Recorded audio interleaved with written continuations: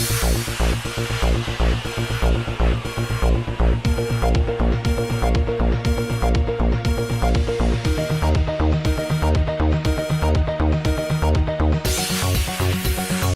मजलिस और रुकने parliament barrister Asaduddin Owaisi ने आज घासी बाजार बल्दी डिवीजन की मजलिस उम्मीदवार परवीन सुल्ताना की तायद में इंतखाबी मुहिम चलाई।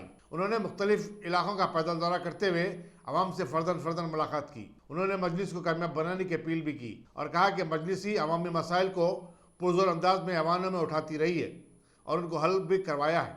इस दौरे में चारमीनार के मजलिस असम्बली मुमताज़ अहमद खान, साबिक़ कॉरपोरेटर मोहम्मद गौस और दीगर मजलिस कायदीन भी उनके हमरा थे। जगह जगह बैरिस्टर ओवैसी की गुलपोशी भी की गई।